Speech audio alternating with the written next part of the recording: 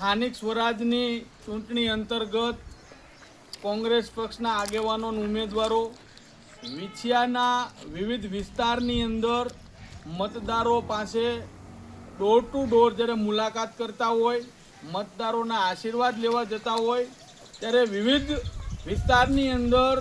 ખૂબ જટિલ પ્રશ્ન, પાણીના પ્રશ્ન હોય, ભૂગર્ભ ગટરના હોય, રોડ રસ્તાના હોય કે સ્ટ્રીટ લાઇટના હોય. આજે બોટાદ રોડ યુપીપરા વિસ્તારની અંદર પાણીનો પ્રશ્ન,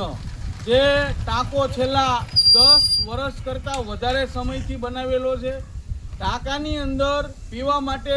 આ વિસ્તારની અંદર પાણી મળી રહે તે માટે સરકાર આનો ખર્ચ કરી અને ગ્રાન્ટ ફાળવીને આ લોકોને ટાંકો બનાવી આપતા હોય, પણ આ વિસ્તારના લોકોની કમનસીબે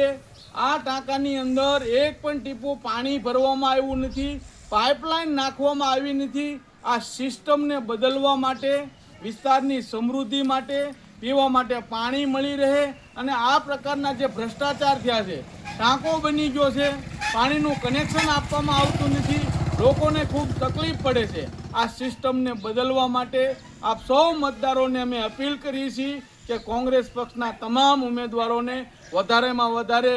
મત આપો. અમે તમારી મદદ કરશું. આ વિસ્તારની અંદર પૂરતા પ્રમાણમાં પાણી મળી રહે, આ ટાંકાની અંદર પાણી ભરાય એ પ્રકારની અમે તમામ પ્રકારની મદદ કરશું અને પાઇપલાઇન વહેલામાં વહેલી તકે નાખી આપે એવી સરકારને પણ અમે જાણ કરશું કે આ વિસ્તારની અંદર પીવા માટે પાણીની ખૂબ તકલીફ હોય અને જો આવા ટાંકા તૈયાર હોય એમાં જો પાઇપલાઇન ન નાખતા હોય તો આ મોટો ભ્રષ્ટાચાર છે. આ ભ્રષ્ટાચારને નાબૂદ કરવા માટે તમામ લોકો પંજાને મત આપવા હું અપીલ કરું છું.